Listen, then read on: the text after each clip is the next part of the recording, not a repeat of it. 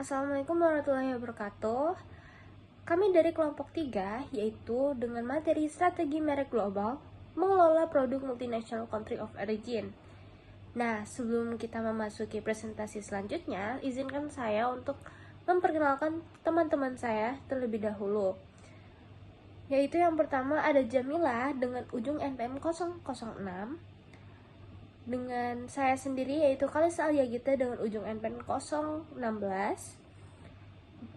Nazara Adila Sudrajat dengan ujung NPM 021, Askia Faiza Rasma dengan ujung NPM 024, Elsa Mariana dengan ujung NPM 025, Sarah Aulia Eka Putri dengan ujung NPM 028, Rumia Chana Simamora dengan ujung NPM 042, lalu ada Ulan Amelia Putri dengan ujung NPM 012, dan terakhir ada Erika Sapina Yulianto dengan ujung NPM 014. Selanjutnya, kita akan menyaksikan presentasi dari rekan-rekan saya. Bahas tentang materi pengertian strategi merek global. Nah, apa sih itu strategi merek global? Jadi bahasa gampangnya itu bayangin kalau kalian itu punya bisnis kopi. Nah, strategi merek global itu artinya kalian pengen merek kopi kalian dikenal dengan identitas yang sama dimanapun orang berada, mau itu di Indonesia, Jepang, atau Amerika. Nah, intinya perusahaan berusaha membangun nama yang konsisten di berbagai negara.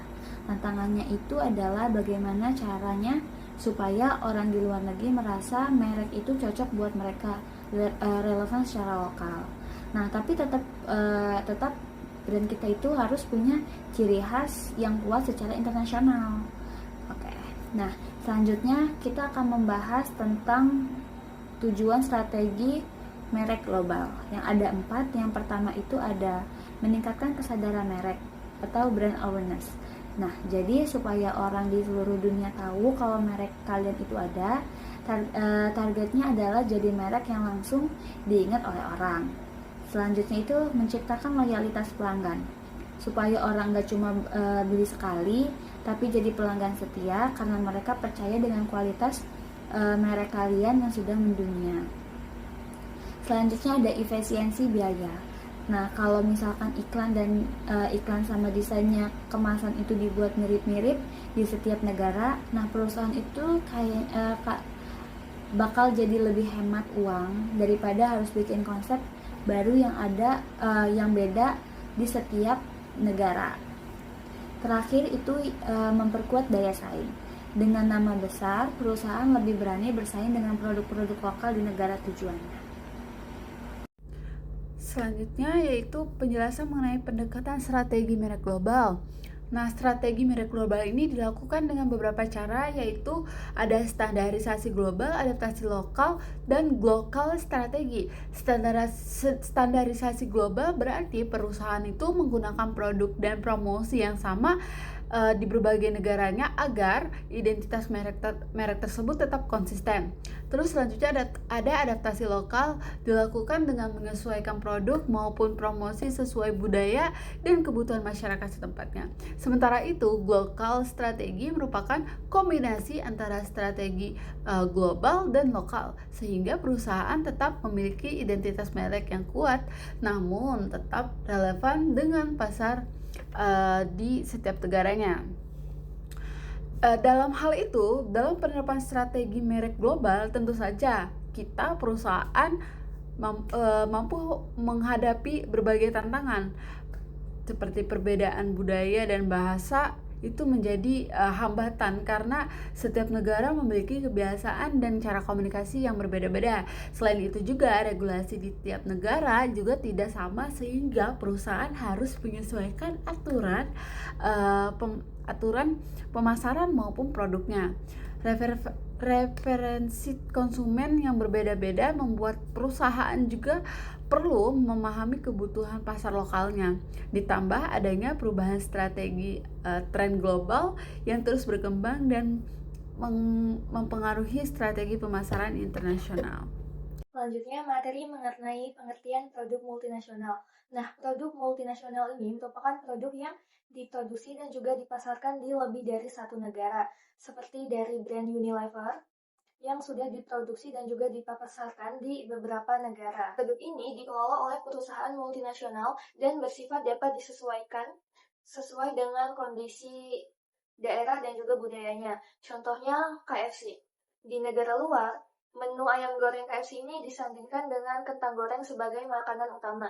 Sedangkan di Indonesia, kentang gorengnya ini diganti dengan nasi agar dapat diterima oleh lidah orang Indonesia.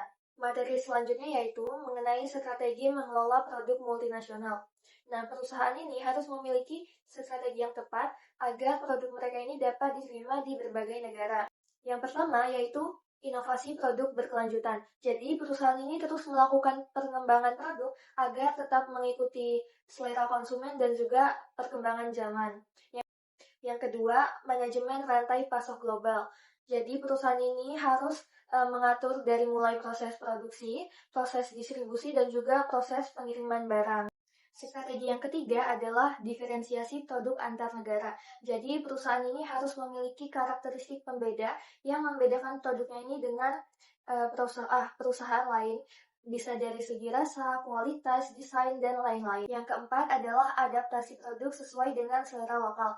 Jadi, produknya ini disesuaikan dengan budaya dan juga kebiasaan dari masyarakat sekitar agar produknya ini dapat diterima oleh para konsumennya. Contohnya ini seperti KFC tadi. Dan yang kelima adalah standarisasi produk untuk efisiensi produksi. Jadi perusahaan ini harus menggunakan standar yang sama di berbagai negara untuk menjaga kualitas produk dan juga mengurangi dan juga meminimalisir biaya produksi. Slide selanjutnya membahas terkait tantangan strategi merek global. Yang pertama ada perbedaan budaya dan bahasa. Di setiap negara pasti memiliki budaya dan cara komunikasi yang berbeda, sehingga perusahaan harus menyesuaikan strategi pemasarannya. Yang kedua, ada regulasi di tiap negara. Setiap negara memiliki aturan yang berbeda terkait produk dan pemasaran, sehingga perusahaan harus mampu menyesuaikan diri dengan aturan tersebut. Yang ketiga, ada preferensi konsumen yang berbeda. Selera dan kebutuhan konsumen di setiap negara tidak sama, jadi perusahaan harus memahami pasar yang dituju. Dan yang terakhir adalah perubahan tren global. Perusahaan harus terus mengikuti perkembangan tren agar produknya tetap diminati masyarakat. Dan selanjutnya ada pengertian produk multinasional. Produk multinasional adalah produk yang diproduksi dan dipasarkan di lebih dari satu negara oleh perusahaan multinasional. Produk ini dapat bersifat standar atau disesuaikan dengan budaya dan kebutuhan konsumen di masing-masing negara. Contohnya seperti makanan cepat saji atau minuman internasional yang menyesuaikan rasa produknya di berbagai negara. Dengan adanya produk multinasional, perusahaan dapat memperluas pasar dan meningkatkan daya saing secara global. Selanjutnya, faktor-faktor yang mempengaruhi country of origin effect.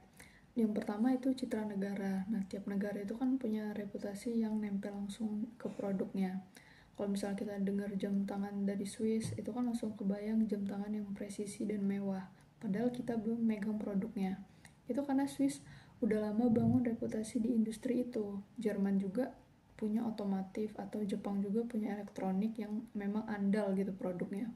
Nah, reputasi itu udah bertahun-tahun dibangun dan akhirnya menjadi semacam shortcut di kepala konsumen pada saat mereka ingin membeli suatu. Faktor kedua itu persepsi konsumen. Nah, ini lebih personal.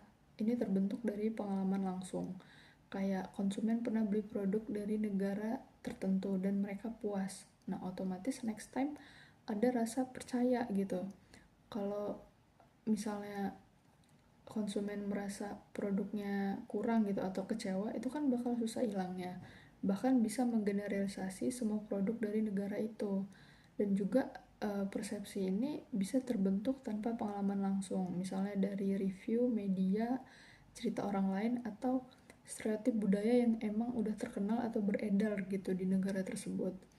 Dan yang ketiga itu ada faktor budaya dan nasionalisme. Nah, ini kalau di literatur pemasaran istilahnya consumer ethnocentrism. Ini adalah kecenderungan memilih produk lokal, bukan karena semata-mata kualitasnya itu bagus, tapi karena ada rasa bangga dan loyalitas terhadap negara sendiri. Di Indonesia itu ada gerakan bangga buatan Indonesia. Nah, itu juga bikin orang membeli produk lokal bukan karena soal selera, tapi soal identitas atau loyalitas. Dan yang terakhir ada faktor kategori produk. Country of origin effect itu nggak sama quote-nya di semua produk. Kayak untuk mobil, smartphone, atau elektronik, orang bakal lebih peduli gitu, ini buatan dari mana, karena resikonya kan tinggi. Kalau misalnya salah pilih bisa rugi besar. Tapi kalau misalnya kayak sabun cuci piring atau mie instan, hampir nggak ada yang mikirin itu. Intinya semakin mahal dan kompleks suatu produk, bakal semakin kuat juga country of origin effect bekerja di situ. Pada slide ini, saya akan menjelaskan mengenai dampak Country of Origin atau COO terhadap keputusan pembelian konsumen.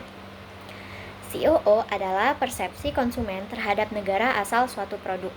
Negara asal sering mempengaruhi bagaimana konsumen menilai kualitas, harga, hingga kepercayaan terhadap produk tersebut. Pertama, dari sisi dampak positif. COO dapat meningkatkan kepercayaan konsumen dan membentuk persepsi kualitas yang lebih baik. Misalnya, produk elektronik dari Jepang atau Korea sering dianggap berkualitas tinggi. Nah, selain itu, COO juga mendorong keputusan pembelian menjadi lebih cepat karena konsumen sudah memiliki citra tertentu terhadap negara asal produk. Dampak positif lainnya adalah membantu membangun brand equity atau kekuatan merek. Produk dari negara dengan reputasi baik biasanya lebih mudah dikenal dan dipercaya pasar. Bahkan, konsumen sering bersedia membayar harga premium untuk produk dari negara tertentu karena dianggap lebih unggul dan prestisius. Namun, COO juga memiliki dampak negatif. Salah satunya adalah munculnya prasangka negatif terhadap produk dari negara berkembang meskipun kualitas produknya sebenarnya baik. Selain itu juga, isu politik atau sosial dapat memicu boikot terhadap produk dari negara tertentu. COO juga dapat menyebabkan anggapan kualitas rendah walaupun produk memiliki standar yang bagus. Dan yang terakhir, COO bisa menjadi hambatan masuk ke pasar negara maju karena adanya stereotip atau preferensi konsumen terhadap produk lokal atau negara tertentu.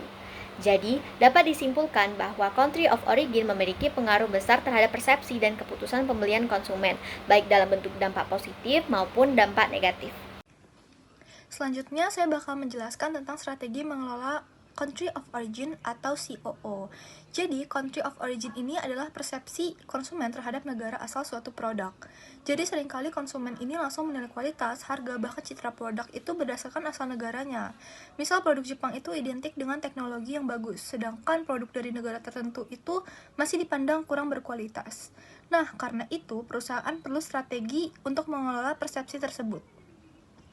Strategi pertama yaitu menggunakan label made in kalau negara asal produknya itu punya citra yang positif. Perusahaan bisa menonjolkan asal negara itu untuk meningkatkan kepercayaan dari konsumen. Strategi kedua yaitu branding untuk mengurangi persepsi negatif. Jadi perusahaan fokus untuk membangun citra merek yang kuat lewat kualitas produk, inovasi, atau promosi, supaya konsumen lebih percaya pada brandnya dibandingkan memikirkan asal negaranya. Lalu strategi ketiga yaitu kolaborasi global. Perusahaan bisa bekerja sama dengan pihak internasional supaya produknya terlihat lebih global dan lebih mudah diterima di berbagai negara. Jadi, country of origin bisa keuntungan sekaligus tantangan. Kalau perusahaan bisa mengelolanya dengan baik, persepsi konsumen juga bisa lebih positif dan membantu meningkatkan penjualan. Baik, selanjutnya saya akan menjelaskan mengenai studi kasus. Studi kasus kami diambil dari Xiaomi melawan country of origin, efek negatif dari made in China. Jadi pada kasus ini, Xiaomi itu menghadapi tantangan berat, yaitu stigma made in China, yang biasanya identik dengan produk murahan.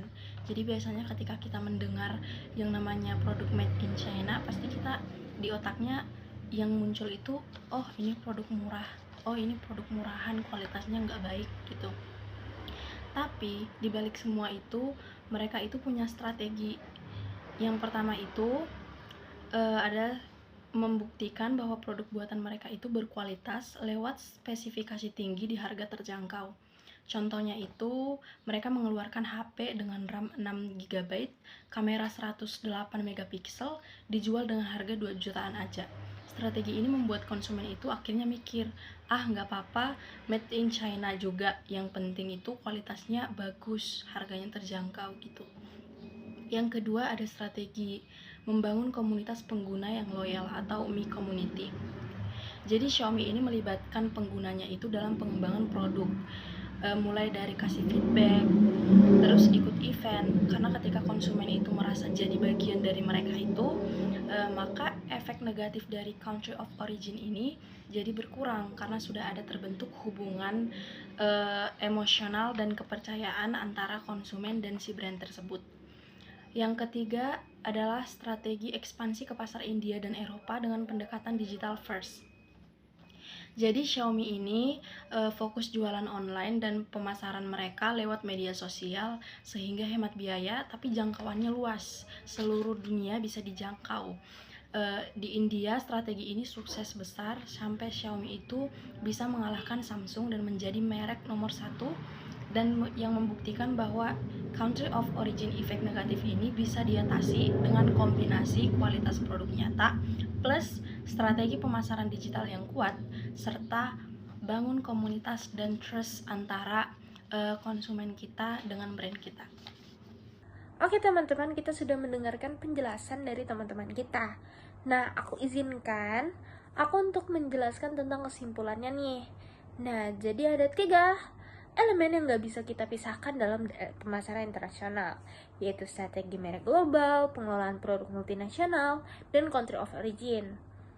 Perusahaan yang sukses di pasar global itu adalah mereka yang mampu membangun identitas merek dengan kuat dan konsisten, sekaligus fleksibel beradaptasi dengan kebutuhan lokal, baik dari sisi produk, budaya, maupun regulasi.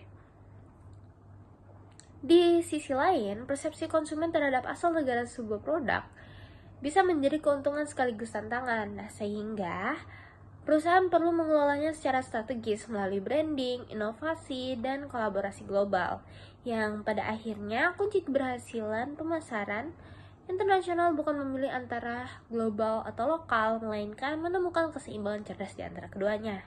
Nah, dari materi-materi tadi, kami pamit undur diri untuk video ini. Terima kasih banyak.